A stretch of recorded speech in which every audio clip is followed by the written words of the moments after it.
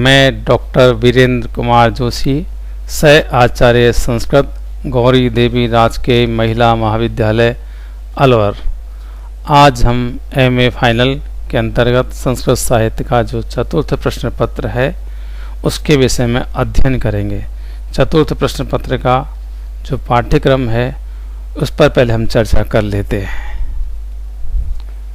राजऋषि भर्तृहरि मत्स्य विश्वविद्यालय अलवर का जो एमए फाइनल का पाठ्यक्रम है संस्कृत साहित्य का चतुर्थ प्रश्न पत्र का, उसके विषय में हम थोड़ी चर्चा कर लेते हैं।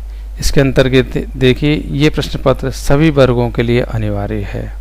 इसमें जो है व्याकरण लघु सिद्धांत कौमुदी, उसके अंतर्गत कृत प्रक्रिया एवं पूर्व कृदंत है। दूसरा है तद्धित, जो मत्व्य अर्थीय प्रकरण मात्र है तद्धित के अंतर्गत।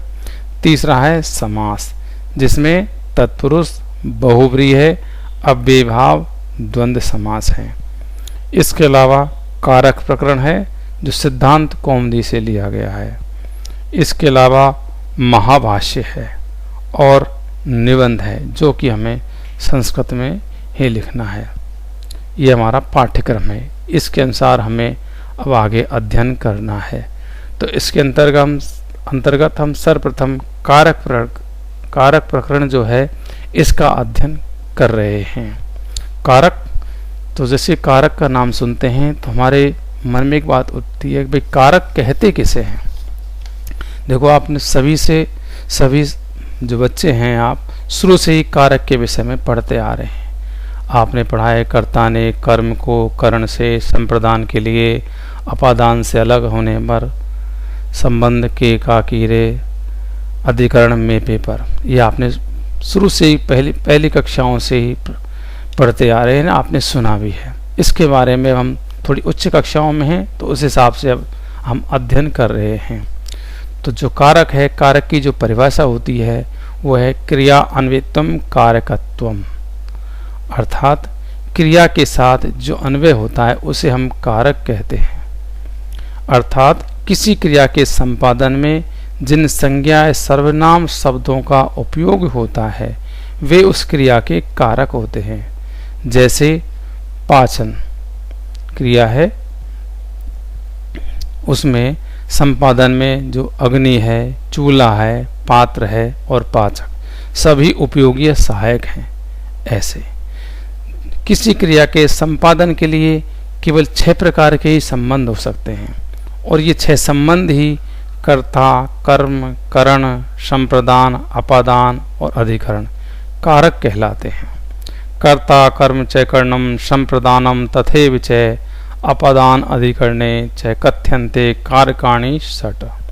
संबंध जो कि षष्ठी विभक्ति होती है उसको कारक नहीं कहा जाता, क्योंकि उसका क्रिया से संबंध नहीं होता है। इस प्रकार संबोधन भी कारक नहीं होता, क्योंकि उसका भी संबंध किसी क्रिया के साथ नहीं रहता है। तो कारक के अंतर्गत जो हम प्रथमा विभक्ति है इसका हम सर्वप्रथम अध्ययन करते हैं प्रथमा विभक्ति के बारे में।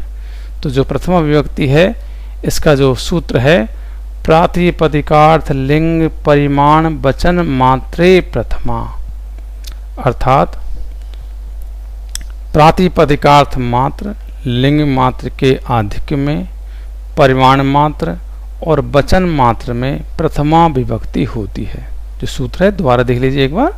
प्रातिपदिकार्थ लिंग परिमाण वचन मात्रे प्रथमा, अर्थात प्रातिपदिकार्थ मात्र लिंग मात्र के आधिक्य में, परिमाण मात्र और वचन मात्र में प्रथमा विभक्ति होती है। सूत्र में जो मात्र शब्द आया है इसका प्रत्येक के साथ संबंध है, अतः केवल प्रातिपदिक अवस्था में किसी शब्द का नियत अर्थ बताने के लिए अथवा केवल लिंग मात्र का बोध कराने के लिए अथवा परिमाण मात्र बताने के लिए अथवा वचन मात्र बताने के लिए प्रथमा विभक्ति का प्रयोग किया जाता है। नियत इति, इसका अर्थ है कि जिस प्रातिपदिक के उच्चारण करने पर जिस अर्थ की नियमतः उपस्थिति होती है उसे हम प्रातिपदिकार्थ कहते हैं। इसी प्रकार केवल प्रातिपदिकार्थ के बोधनार्थ प्रथमा विभक्ति का प्रयोग किया जाता है। प्रत्येक जो सार्थक शब्द होता है स्वभावतः अपना कुछ निश्चित अर्थ अवश्य रखता है, जो कि प्रातिपदिकार्थ कहलाता है। पर इस नियत अर्थ को भी प्रकट करने के लिए सार्थक शब्द जो कि प्रातिपदिक है उसके आगे प्रथमा विभक्ति का प्रयोग करना पड़ता है, क्योंकि संस्कृत वैयाकरणों की मान्यता के अनुसार कोई भी सार्थक शब्द तब तक प्रयोग अर्ह नहीं बन सकता जब तक कि उसके आगे कोई विभक्ति प्रत्यय न लगा दिया जाए। अर्थात कोई भी सार्थक शब्द तब तक अपना अर्थ बोध नहीं करा सकता जब तक कि उसके आगे सुप या तिंग प्रत्यय जोड़कर उसे पद न बना लिया जाए। अर्थात अर्थबोध के लिए हमें उसका पद बनाना आवश्यक है। केवल शब्द मात्र का प्रयोग संस्कृत वैयाकरणों की दृष्टि में निरर्थक है, उसका प्रयोग न करना चाहिए। कहते भी हैं अपदम न प्रयंजित, अपदम न प्रयंजित, अर्थात जब तक कोई शब्द पद नहीं बन जाता उसका हम प्रयोग नहीं करें। सार्थक शब्द उसका एक अर्थ नियत होता है जो कि हमारा प्रातिपदिक शब्द है, ठीक है। उसका हम जब पद बना लेंगे तभी हम उसका प्रयोग करें। अब देखते हैं हम इसके जो उदाहरण हैं। जैसे प्रातिपदिकार्थ में है, इसके उदाहरण है उच्चई ऊंचा, नीचई नीचा, कृष्ण है जो कि अर्थ है वासुदेव, श्री लक्ष्मी और ज्ञानम जो ज्ञान। यहाँ प्रातिपदिकार्थ में प्रथमा विभक्ति हुई है। ये प्रातिपदिकार्थ मात्र में प्रथमा विभक्ति के उदाहरण हैं, जैसे कि हमने अभी चर्चा की है उच्चे नीचे आदि। ये शब्द भी प्रातिपदिकार्थ मात्र में प्रथमा विभक्ति के उदाहरण होते हैं जो नियत लिंग हो, अर्थात जिनके अर्थ के साथ ही किसी न किसी लिंग का नियत रूप से बोध होता है। जैसे कृष्ण है, यह शब्द केवल पुल्लिंग है, श्री नित्य स्त्रीलिंग है तथा ज्ञानम नित्य नपुंसक लिंगवाची है। इसी प्रकार राम है, लक्ष्मी, फलम आदि शब्द नियत लिंग होने से प्रातिपदिकार्थ मात्र के उदाहरण हैं। कृष्ण है, श्री, ज्ञानम नियत लिंग के उदाहरण हैं, क्योंकि इनसे अपने लिंग का बोध नियत रूप से होता है। अतः इनके अर्थ बोधनार्थ इनके आगे प्रथमा विभक्ति का प्रयोग किया जाता है। अब लिंग मात्र की अधिकता में इसके उदाहरण है तट है, तटी, तटम। प्रातिपदिकार्थ के अतिरिक्त लिंग मात्र का बोध कराने के लिए भी प्रथमा विभक्ति का प्रयोग होता है। इसके उदाहरण वे शब्द हैं जो कि अनियत लिंग हैं, अर्थात जिन शब्दों का कोई विशेष लिंग निश्चित नहीं है। जैसे तट है, तटी, तटम, अर्थात तट शब्द का प्रयोग अनियमित रूप से तीनों लिंगों में हो सकता है। लिंग मात्र अधिक का तात्पर्य है कि ऐसे अनियत लिंग शब्दों से प्रातिपदिक के अर्थ के बिना केवल लिंग मात्र की प्रतीति तो हो नहीं सकती। अतः लिंग मात्र का अर्थ लिंग मात्र का अधिक बोध कराना समझना चाहिए। अतः तट है, तटी, तटम ये शब्द अपना नियत अर्थ जो है किनारा, उसका बोध कराने के साथ साथ पुल्लिंग आदि अधिक अर्थ का भी बोध कराते हैं। जैसे कि तट है तो हम देखते हैं कि इसका अर्थ सामान्य जो है वो तो है किनारा, लेकिन जब तटह लिखते हैं तो इसका अर्थ हो गया कि ये किनारा अर्थ तो बोध करा ही रहा है, साथ में कि पुल्लिंग में है उसका भी बोध करा रहा है। यदि सूत्र में लिंग मात्र के अर्थ के अधिक बोध कराने के लिए लिंग शब्द का प्रयोग न किया गया होता तब तो ऐसे शब्दों से केवल प्रातिपदिक यानी तट का ही किनारा यह अर्थ बोधित होता, क्योंकि ये शब्द तो अनियत लिंग हैं, इनका नियत लिंग एक तो हो नहीं सकता। अतः केवल अधिक लिंग का बोध कराने के लिए इनसे प्रथमा विभक्ति का प्रयोग किया जाता है।